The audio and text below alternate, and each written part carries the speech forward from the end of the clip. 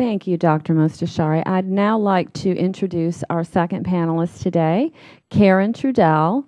Ms. Trudel is Acting Director of the Office of eHealth Standards and Services for the Centers of Medicare and Medicaid Services, or CMS, in Baltimore, Maryland.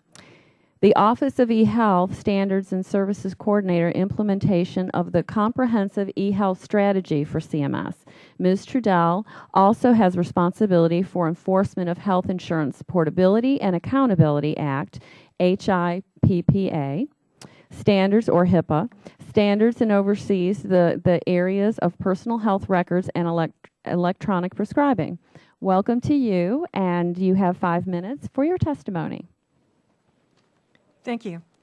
Chairwoman Elmers, Ranking Member Richmond, and members of the subcommittee, thank you for the invitation to discuss CMS's implementation of the Electronic Health Record Incentives Program created by the Recovery Act, and specifically the impact of this implementation on small and solo providers.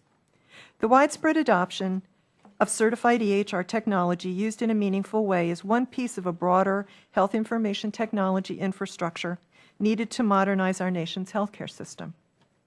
As we've worked to implement the EHR incentive program, we have sought to strike a balance between setting program requirements high enough to move providers expeditiously towards this goal, but not so high that providers choose not to participate in this voluntary initiative. The Medicare and Medicaid incentive programs provide incentive payments for eligible professionals and hospitals that demonstrate meaningful use of EHR technology. The Medicaid incentive program also provides incentive payments to providers in their first year of participation if they adopt, implement, and upgrade EHR technology. Eligible professionals can receive up to $44,000 over 5 years from the Medicare program, or up to $63,750 over 6 years through the Medicaid program. The hospital incentive payment for Medicare and Medicaid are calculated with a formula that begins with a base amount of $2 million with an added amount based on the number of discharges.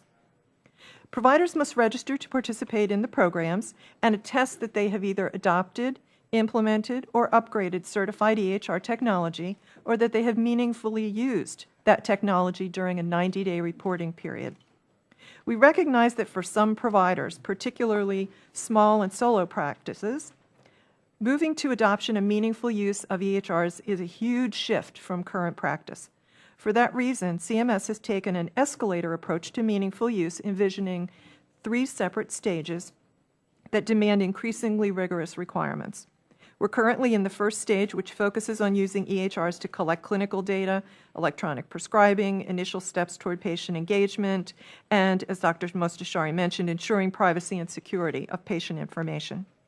We originally proposed 25 meaningful use criteria for eligible professionals and 24 for hospitals. The provider community commented that meeting all those criteria would be difficult, and they requested flexibility.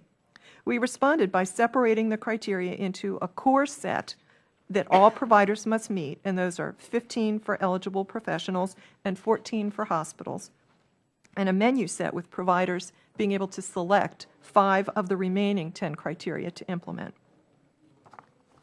Less than a year after publishing the final rule, CMS is already providing incentive payments to providers.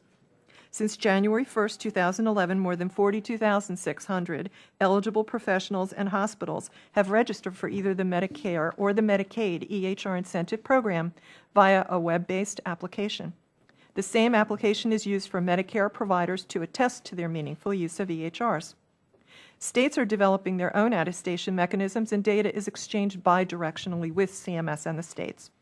Providers were first able to begin to attest to meaningful use beginning April 18th of this year, and 485 providers did so successfully in the first month of the program. The first Medicare payments, totaling $75.9 million, went out to meaningful users on May 19th. CMS has encouraged that states across the country have already shown strong enthusiasm for the EHR incentive program. States began launching their programs in January. 15 states have launched to date, and 2 more are set to come online next week. Further, the majority of states have indicated to us that they will launch by the end of calendar year 2011. And as of May 4th, over $83 million in Medicaid incentive payments have been made. CMS strives to increase awareness and participation in the incentive programs by offering a variety of information and tools that providers can use to learn about and successfully participate in the programs. We use a variety of mechanisms to engage providers, including social media, national provider calls, and webinars. We've developed a special website containing guides that explain the meaningful use requirements, user guides for the web-based system, and many other products. Our strategy focuses on making free, high-quality information available through mechanisms that are accessible to busy providers.